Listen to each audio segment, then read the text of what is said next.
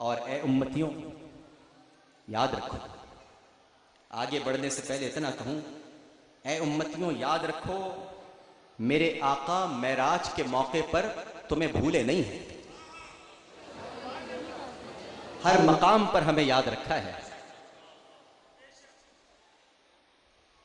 اب جواب میں ناظرین و سامعین، اللہ سبحانہ و تعالی نے رحمتیں عطا فرمائیں، برکتیں عطا فرمائیں، اور پھر ایک صدا گونجی، السلام علینا وعلی عباد اللہ الصالحین، سلامتی ہو میرے ساتھ میری امت کے گنہگاروں پر بھی اور اللہ کے نیک بندوں پر بھی۔ امام غزالی رحمہ اللہ تعالی ارشاد فرماتے ہیں کہ اے گنہگاروں، جب تم السلام علیکہ ایہا النبی پر پہنچو، جب تم السلام علیکہ ایہا النبی پر پہنچو تو نبی کریم کو جلوہ گر سمجھو، واقع معراج کو یاد کرو اور انتہائی عقیدت اور محبت سے گزارش کرو، السلام علیکہ ایہا النبی ورحمت اللہ وبرکاتہ۔ یہ سفر مستور جو کہ سفر مشہور بھی ہے، یہ سفر مستور جو کہ سفر مشہور بھی ہے، ہر عیب اور ہر نقص سے پاک، ہر عیب اور ہر نقص سے پاک، اسی لیے سبحان کے لفظ کو سفر کے بیان میں استعمال کیا گیا۔ یہ لفظ مفتی عابد مبارک صاحب یہاں تشریف فرما ہیں، عالم دین ہیں، ہم ان سے سیکھتے ہیں، یہ بہتر جانتے ہیں کہ یہ لفظ اللہ کی تقدیس کے لیے ہے، اور اللہ کے غیر کو سبحان سے موصوف کرنا، سبحان سے موصوف کرنا منع ہی نہیں بلکہ کفر کے درجے پر پہنچا دیتا ہے۔ کوئی اور سبحان نہیں ہو سکتا، سبحان ہر عیب سے پاک، ہر نقص سے پاک۔ اور اللہ تعالیٰ، بڑی ذمہ داری سے عرض کروں اعتراض کرنے والوں کے لیے کہ اللہ تعالیٰ اس نقص سے پاک ہے، اس نقص سے پاک ہے کہ وہ رات کے ایک لمحے میں اتنی عظیم سیر نہ کرا سکے، اس نقص سے پاک ہے، اس نقص سے پاک ہے کہ رات کے ایک لمحے میں اتنی عظیم سیر نہ کرا سکے۔ لیکن یہ سبحان ہے کیا؟ یہ سبحان کیا ہے؟ حضرت ابو ہریرہ رضی اللہ تعالی عنہ بیان کرتے ہیں کہ جس شخص نے ایک دن میں 100 مرتبہ سبحان اللہ و بحمدہ پڑھا، اس کے گناہ مٹا دیے جاتے ہیں، چاہے وہ سمندر کے جھاگ سے بھی زیادہ ہو۔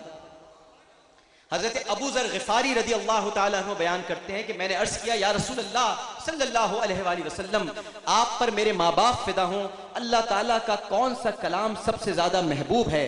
فرمایا وہ کلام جس کو اللہ تعالیٰ نے فرشتوں کے لیے پسند فرما لیا ہے، سبحان ربی و بحمدہ، سبحان ربی و بحمدہ، سبحان۔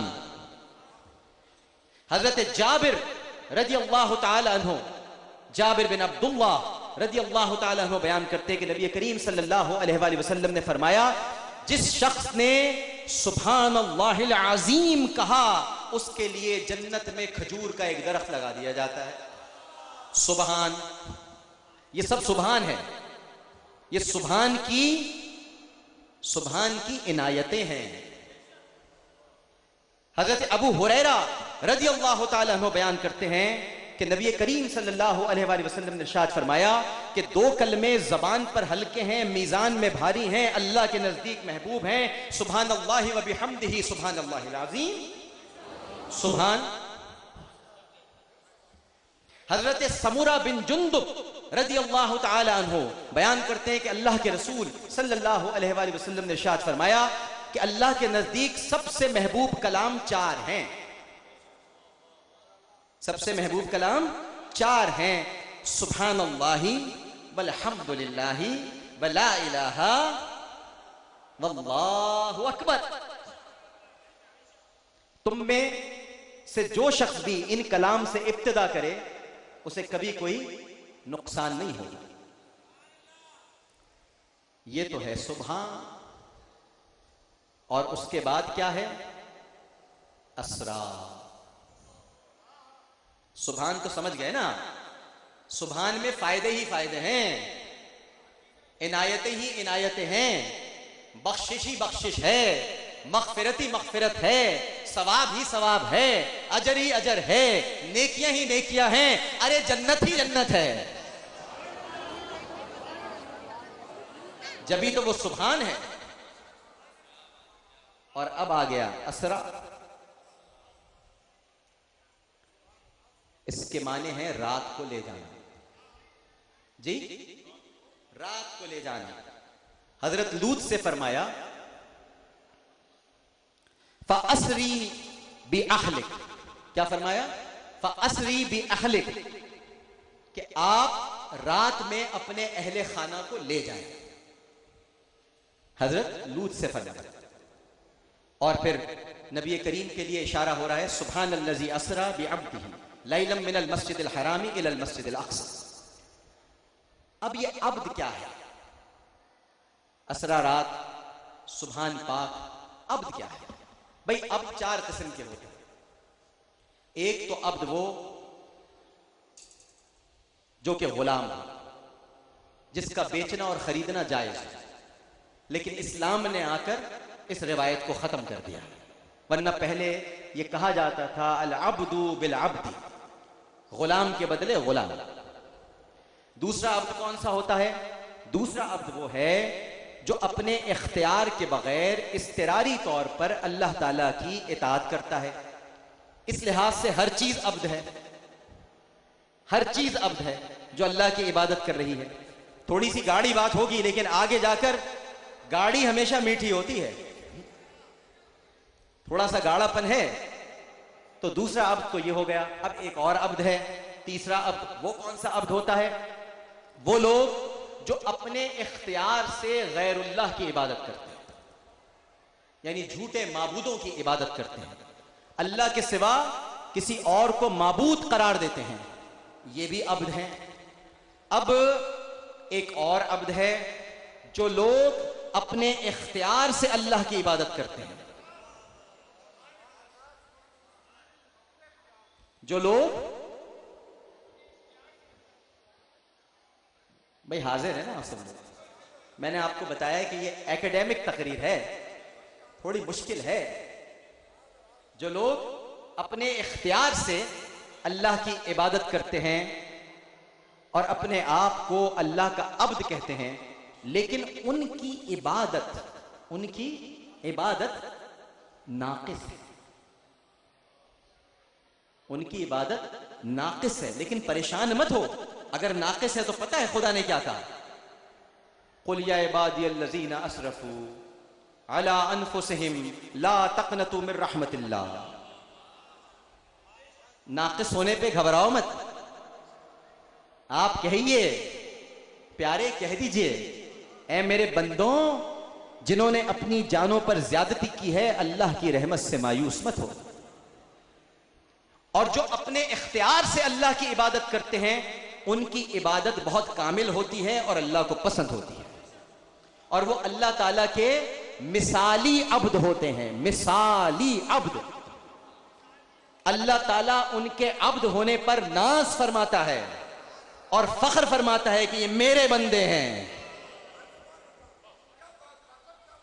اللہ تعالیٰ ان کے عبد ہونے پر ڈاکٹر صاحب ناز فرماتا ہے اور فخر سے کہتا ہے یہ میرے بندے ہیں. اور آیتوں میں اس طرح سے ان کو پکارتا ہے اِنَّا عِبَادِي لَيْسَ لَكَ عَلَيْهِمْ سُلْطَان. اے ابلیس، بے شک میرے بندوں پر تیرا کوئی زور نہیں چل سکتا. میرے بندوں پر. سبحان الذی اسرا. اب سنیے، سبحان الذی اسرا بعبدہ لیلا من المسجد الحرام الی المسجد الاقصی. سبحان ہے جو اپنے بندے کو،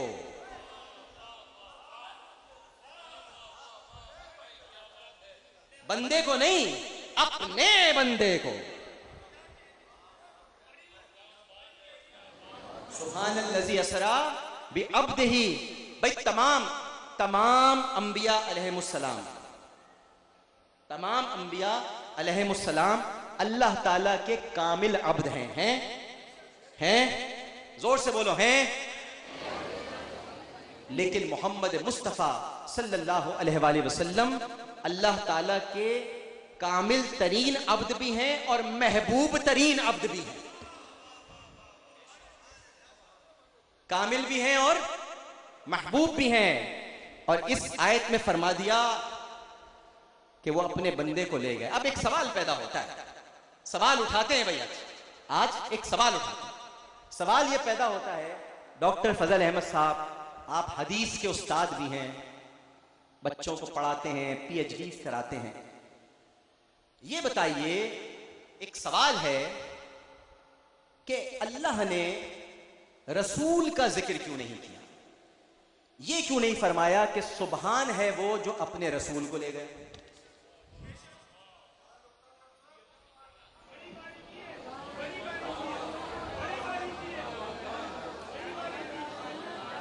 بھائی یہ کیوں نہیں کہا سبحان ہے وہ جو اپنے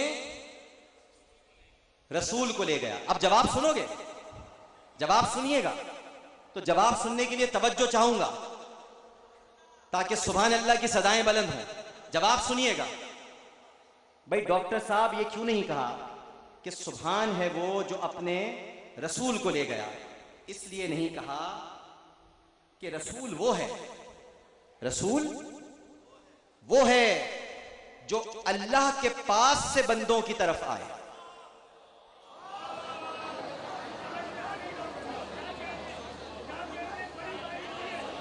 رسول وہ ہے جو اللہ کے پاس سے بندوں کی طرف لوٹ آئے، اور عبد وہ ہے جو بندوں کی طرف سے اللہ کے پاس جائے.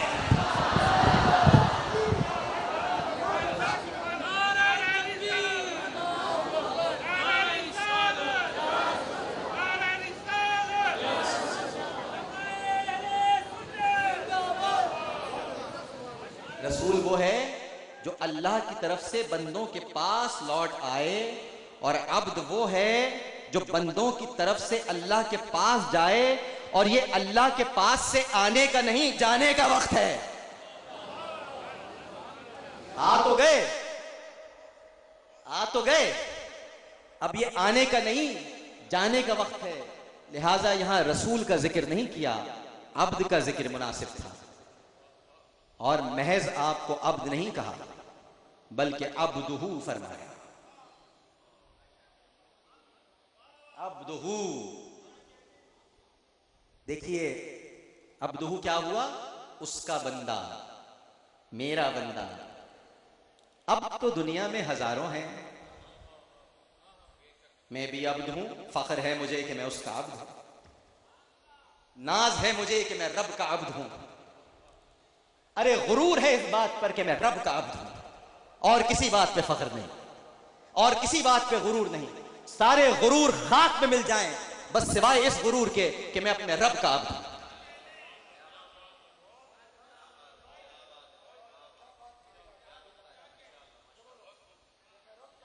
میں اپنے رب کا بندہ ہوں، ناز ہے مجھے اس بات پر. میرا رب تو 70 ماؤں سے زیادہ چاہتا ہے مجھے تو اپنے رب کی رحمت سے، اس کی وسعت رحمت سے، اس کے پیار سے، اس کی محبت سے، اس کے ڈھانپنے والی عادت سے ہمیشہ محبت رہی ہے. آپ میں کوئی ستار نہیں بیٹھا،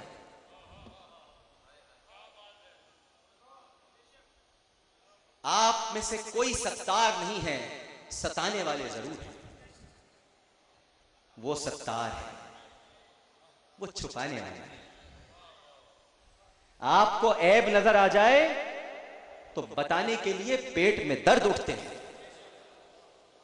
اسے عیب معلوم ہے پھر بھی عزتوں میں اضافہ کرتا رہتا ہے.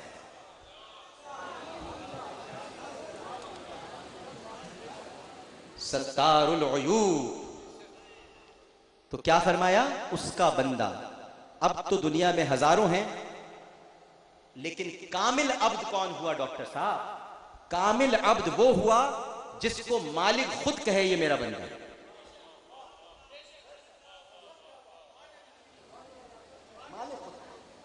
مالک خود کہے یہ میرا بندہ ہے. تو اللہ تعالیٰ نے رسول اللہ کا جہاں بھی ذکر فرمایا اپنی طرف اضافت کر کے فرمایا. کیسے؟ الحمدللہ الذی انزل علی عبدہ الکتاب. ڈاکٹر صاحب یہی آیت ہے الکہف پہلی آیت. اللہ ہی کے لیے سب تعریفیں ہیں جس نے اپنے بندے پر کتاب نازل کی. الیس اللہ بکاف عبدہ، کیا اللہ اپنے بندے کو کافی نہیں ہے؟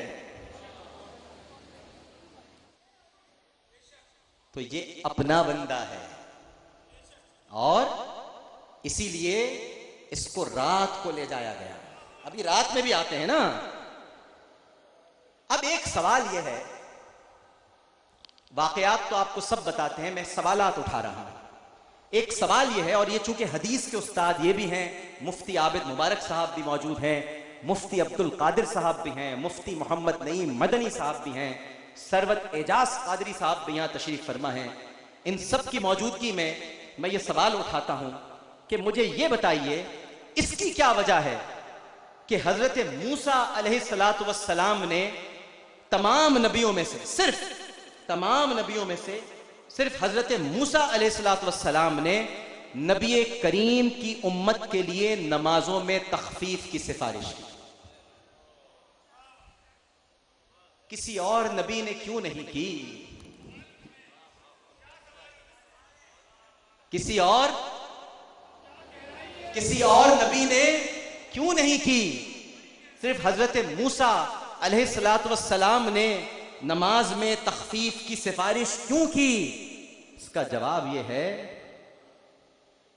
کہ حضرت موسیٰ علیہ السلام نے جب یہ دیکھا کہ آقا کی امت اللہ کے نزدیک بہت مکرم ہے، بہت محترم ہے، تو آپ نے ایک دعا کی تھی. ڈاکٹر صاحب کو یاد آ گئی ہوگی. تو آپ نے ایک دعا کی تھی، حضرت موسیٰ نے ایک دعا کی تھی کہ اے اللہ موسیٰ کو محمد کی امت میں سے بنا دے.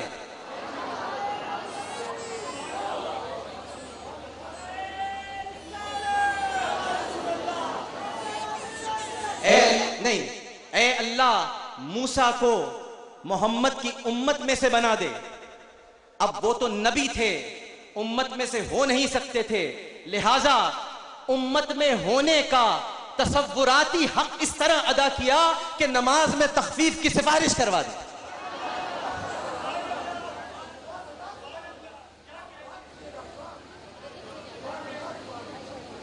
اور یہ جو بار بار آنا جانا ہو رہا تھا نا، ایک شعر ہے نا نعت کا، ایک شعر وہ سنا کے بتاتا ہوں. وہ ہمرے کاج بنانے کو، وہ ہمرے بھاگ جگانے کو، وہ ہمرے بھاگ جگانے کو، آکاش سے دھرتی، دھرتی سے آکاش پہ جاوت آوت ہے. آکاش سے دھرتی، دھرتی سے آکاش پہ جاوت آوت ہے. اچھا جی، یہ جاوت آوت کیوں ہو رہی ہے؟ پہلے نمازیں لے کر آئے، موسیٰ نے کہا علیہ السلام آپ دوبارہ تشریف لے جائیے، آپ کی امت اتنی نمازیں پڑھ نہیں سکے گی، کیونکہ بھئی میں نے تو امت میں رہنے کے لیے دعا مانگی تھی نا، تو میں جانتا ہوں امت کتنی نمازیں پڑھ سکتی ہے. یہ نمازیں پڑھ نہیں سکے گی. آپ جائیے, تخفیف کرا کے پھر آئے, آقا ذرا دوبارہ چلے جائیے. بھائی سمجھو اس بات کو, حضرت موسیٰ علیہ السلام کیا بتلانا چاہ رہے ہیں. دربار بہت بڑا ہے, رب کا دربار ہے, دربار بہت بڑا ہے, رب کا دربار ہے, ہر کسی کو ایکسس حاصل نہیں ہے.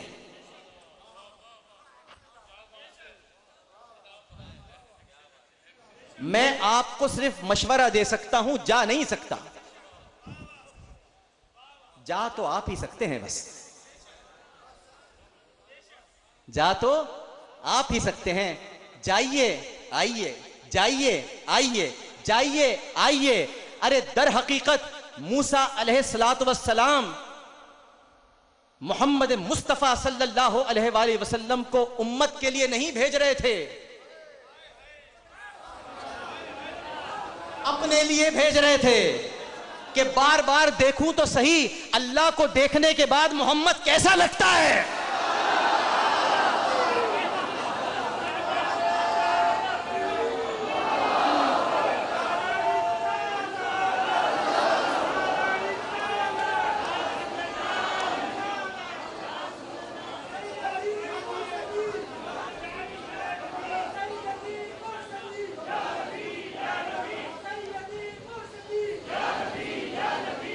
بھائی جلوہ دیکھنے کی خواہش تھی کس کی؟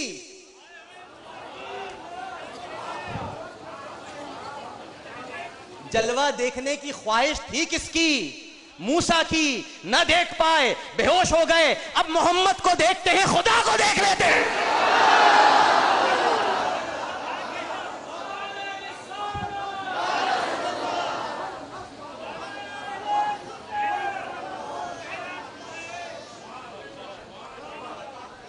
سمجھ آئی بات؟ محمد کو دیکھتے ہیں, خدا کو دیکھتے ہیں. جلووں کا استنباط ہے, نور کا نور سے ٹکراؤ ہے, نور کا نور سے ٹکراؤ ہے, لیکن عبد اور معبود کی حیثیت کے ساتھ. بار بار پکڑ لیتا ہوں میں کہ کہیں آگے نہ نکل جاؤ, ورنہ عامر لیاقت تو فارغ کہ سب لوگوں کو سنبھال کے بھی تو رکھنا ہے نا. عشق میں انسان کبھی کبھی آگے بھی نکل جاتا ہے, تو تقاضۂ ابدیت کو ملحوظ خاطر رکھنا ہے. اب نبی کریم صلی اللہ علیہ وآلہ وسلم کو معراج رات میں کرائی گئی. بس یہ کچھ نقطے اور ہیں, اور پھر ہم آتے ہیں آج معراج کا میم اور محمد کا میم.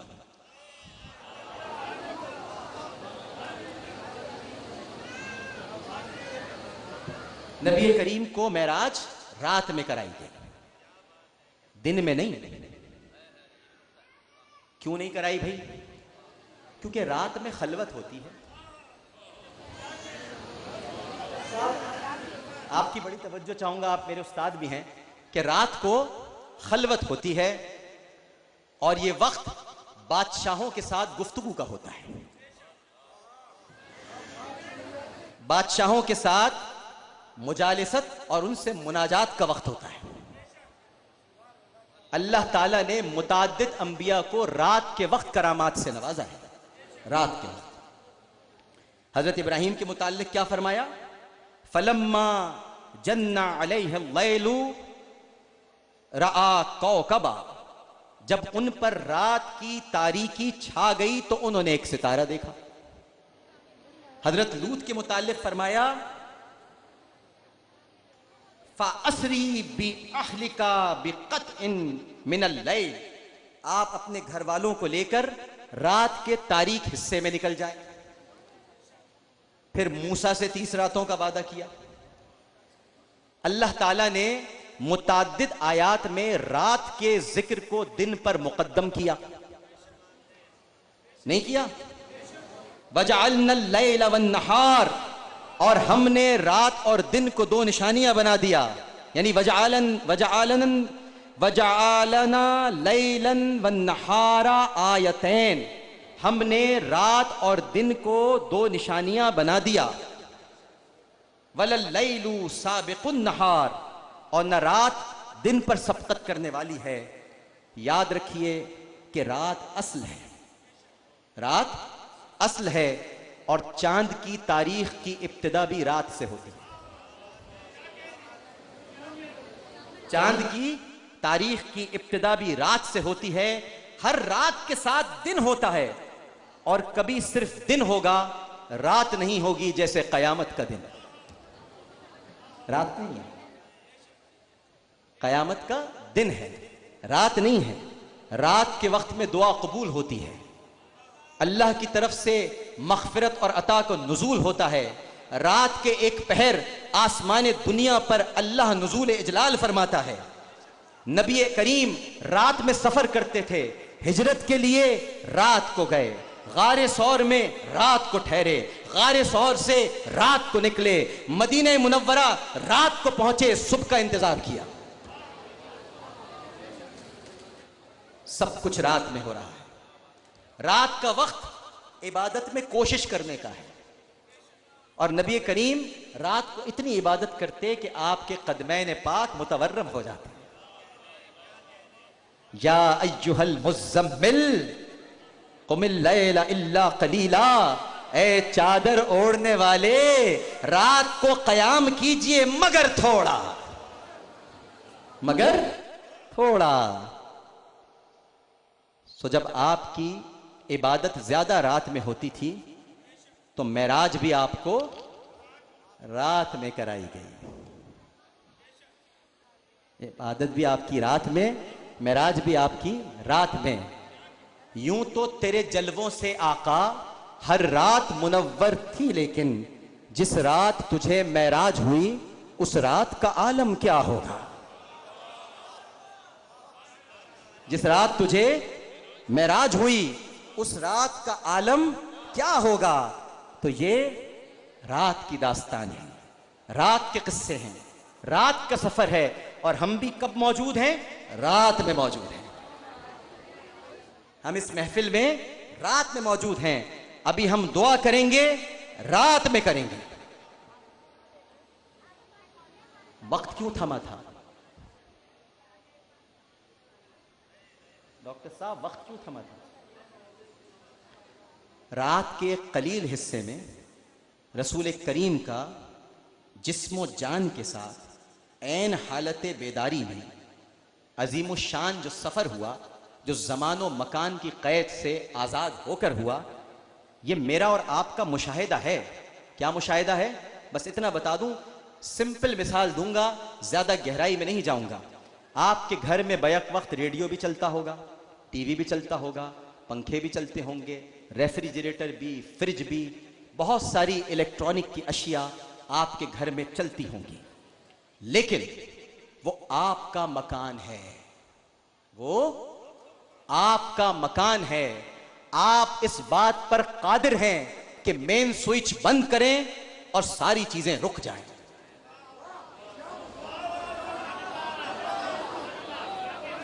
وہ آپ کا مکان ہے. آپ اس بات پر قادر ہیں کہ مین سوئچ بند کریں, سب کچھ رک جائے, مین سوئچ کھولیں, سب کچھ چل جائے. اپنے مکان پر آپ کو قدرت ہے, کائنات پر خدا کو قدرت ہے. آپ اپنے مکان کا سوئچ بند کرتے ہیں, خدا نے اپنی کائنات کا سوئچ آف کر دیا.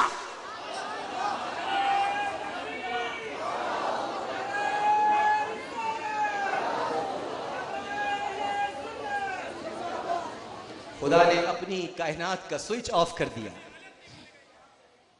اور یہ ویسے بھی پروٹوکول کے خلاف ہے.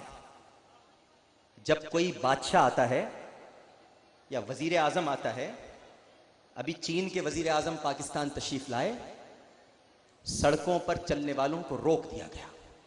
ٹریفک اہلکاروں نے کہا ابھی مہمان کی سواری گزرنے والی ہے, رک جاؤ. ایک چینی وزیر اعظم کے لیے, گورنر کے لیے, صدر کے لیے جب یہ پروٹوکول ہو سکتا ہے